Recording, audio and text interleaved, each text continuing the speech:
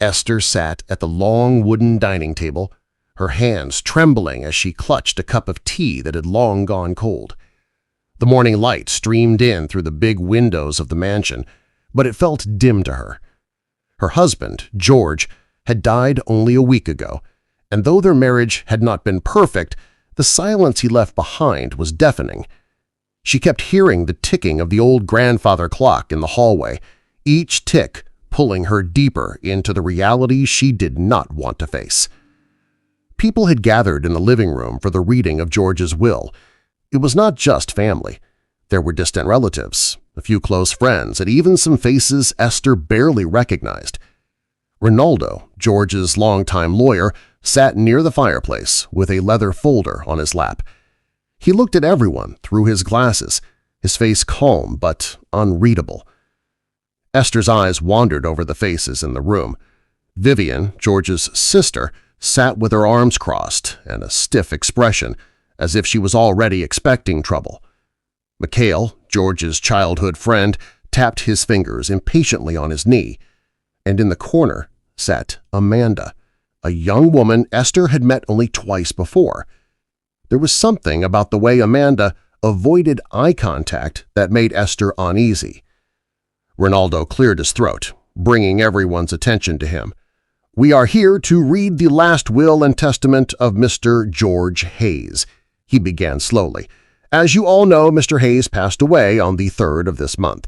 His will was written 2 years ago and updated only 6 months ago." Esther straightened in her seat.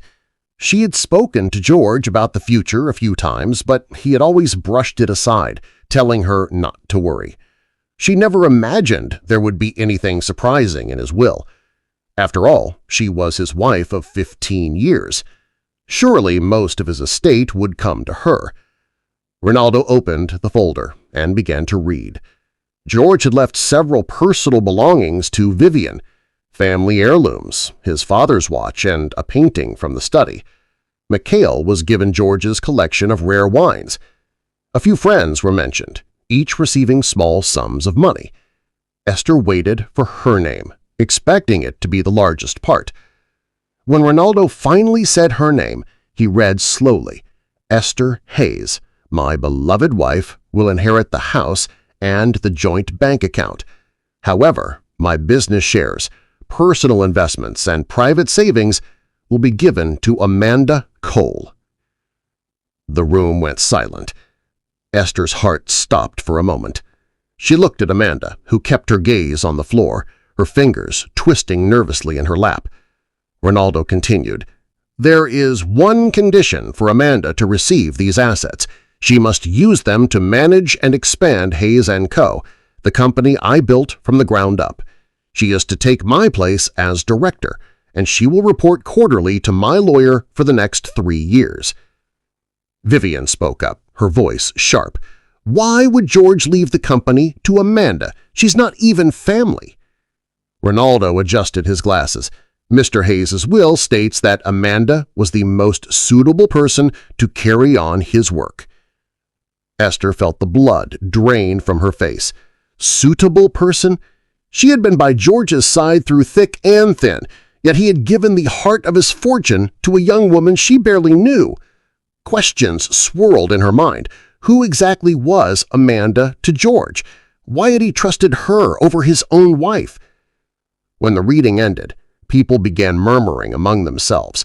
Some looked at Esther with pity, others with curiosity. Vivian whispered to Mikhail, her words too low to catch, but her eyes were fixed on Amanda with open suspicion. Amanda stood quietly, not making any move to speak to Esther. Finally, Esther walked over to her, her voice low but steady. "I suppose congratulations are in order?" Amanda flinched, then shook her head. "It's not like that." "Then what is it like?" Esther pressed. Amanda opened her mouth to answer but stopped herself, glancing at Ronaldo, who was watching them closely. "Not here," she said softly. That night, Esther lay awake in bed, staring at the ceiling. She thought about George's distant behavior in the last months of his life, the unexplained trips to the city, the phone calls he took in private. She had thought it was just stress from work. Now she was not so sure. She remembered the way George had once told her that the company was his life's pride, that it needed someone who understood it deeply. Could it be that he believed Amanda understood it better than she did? Or was there another reason, one George had taken to his grave? In the stillness of the night, Esther felt a new determination growing inside her. If Amanda was going to control the company and most of George's fortune, Esther needed to know exactly why. She was not going to sit back and accept this without answers. By morning, she had decided. She would find the truth, even if it meant uncovering secrets that would change how she saw her husband forever. The first step was simple. She would meet Amanda alone and hear her side of the story. But deep inside, Esther suspected that whatever she was about to learn, it would not be simple at all. The next day, Esther called Amanda and asked her to meet at a small cafe near the edge of town. It was quiet there, the kind of place where no one would overhear a private conversation. When Esther arrived, she saw Amanda already sitting at a corner table, her hands wrapped around a steaming cup of coffee. She looked nervous, as if she had been rehearsing what to say. Esther sat down across from her, wasting no time.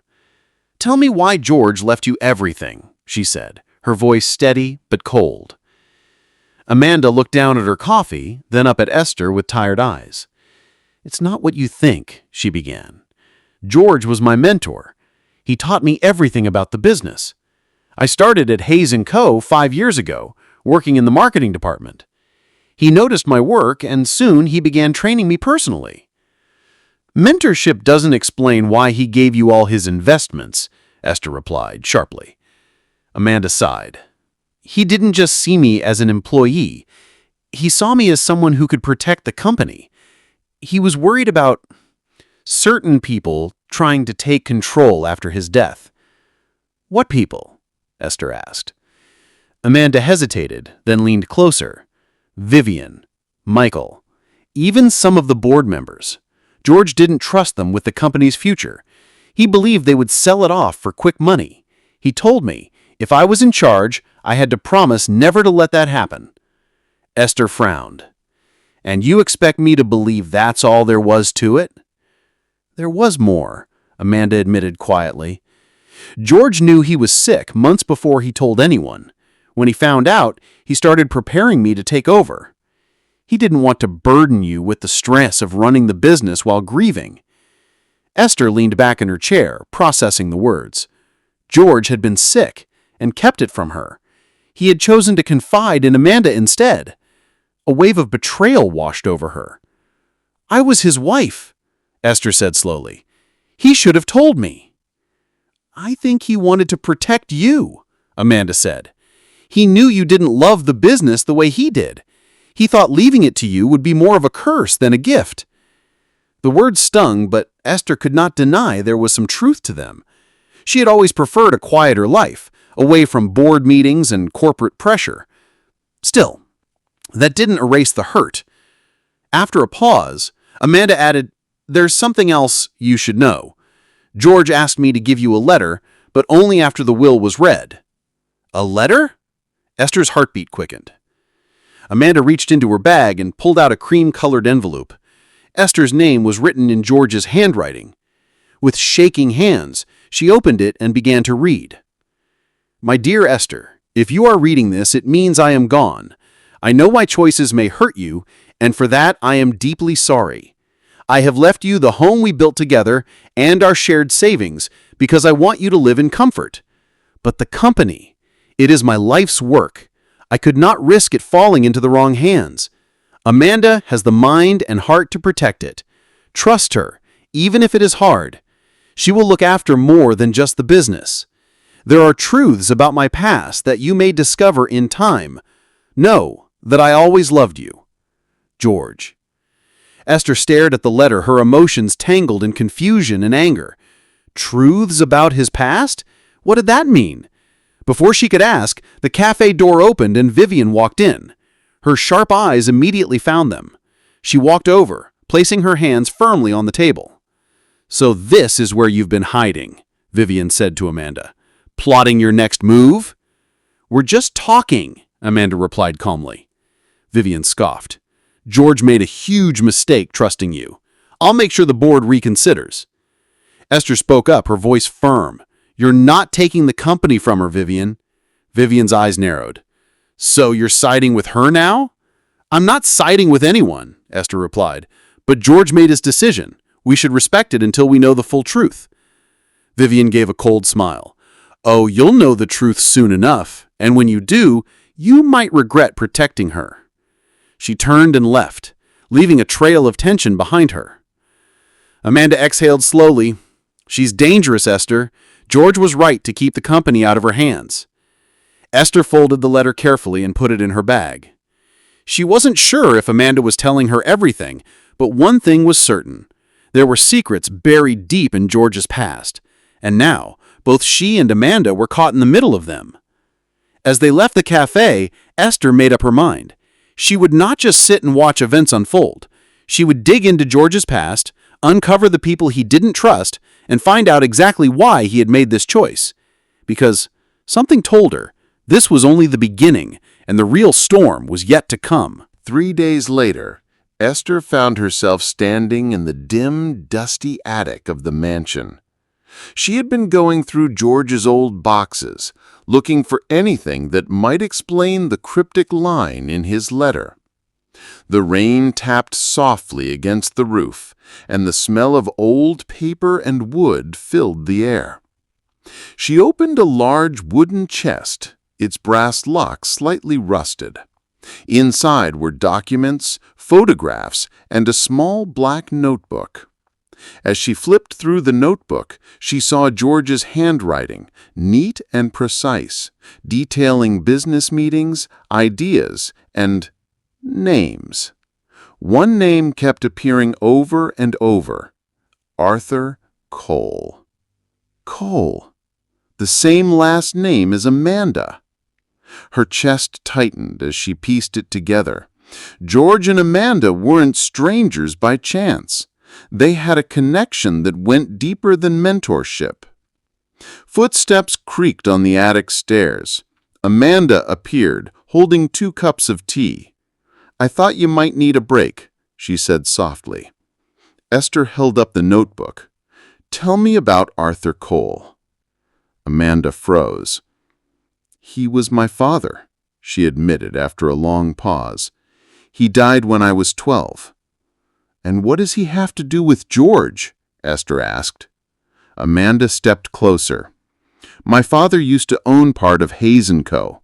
Before George became the sole owner, they were business partners and best friends. When my father died, his shares were sold off to pay debts. George always told me he regretted not doing more to protect my family." Esther's mind swirled. So George felt guilty. "More than guilty," Amanda said. "He told me he owed my father everything, that without him, the company would never have existed. George promised that if he ever had the chance, he would take care of me like his own family. When he found out he was sick, he said this was his way of keeping that promise." Esther sat on an old trunk, her fingers gripping the notebook. "So that's why he left you the company?" "Yes," Amanda said quietly. "He trusted me to guard it because it's as much my father's legacy as it is his." The weight of the truth settled heavily on Esther's heart. The betrayal she had felt began to shift into something else, a strange mix of understanding and sadness. George had made his choice out of loyalty, out of a promise made long before she was part of his life. Before she could respond, loud knocking echoed from downstairs. Both women hurried down to the front door. Vivian stood there with Michael and 2 men in suits. Her eyes glittered with triumph. "These are members of the board," Vivian announced. "We're here to remove Amanda as director and take control of the company." "You can't do that," Amanda said firmly. "The will is clear." Vivian smirked. "Wills can be challenged, especially when there are questions about influence." Esther stepped forward, her voice sharp. There's no influence. George left the company to Amanda because of a promise he made to her father, his former business partner. I have proof. She held up the notebook. That's irrelevant. No, it's not, Esther cut her off. It shows George's intention was clear and personal. If you challenge it, you'll be fighting not just Amanda, but me, and I will not back down. The board members exchanged uneasy looks. Michael muttered something under his breath. Then the two men in suits stepped away from Vivian. This isn't over, Vivian hissed, before turning and storming off with Michael trailing behind her. When the door closed, Amanda let out a shaky breath. Thank you, Esther. You didn't have to defend me. Esther looked at her, her voice softer now. George trusted you. That's enough for me. The weeks that followed were a slow healing process. Amanda took her role seriously, running Hayes & Co. with a steady hand. Esther focused on her own life, keeping the house George had left her, but also finding small ways to be involved in the company, offering advice, reviewing ideas. It was strange, but in working alongside Amanda, she began to feel a connection to George's world she had never understood before. One evening, as the sun set over the garden, Amanda joined Esther on the porch. You know, George told me something once, Amanda said. He said you were the heart of his home, and the company was the soul of his life. He wanted both to be in the best hands. Esther smiled faintly. Maybe he was right. They sat in silence for a while, watching the sky turn shades of orange and gold. The grief was still there, but so was a quiet peace. George's choices had changed everything, but in a way Esther never expected. They had also brought Esther and Amanda together, not as rivals, but as two people keeping his legacy alive.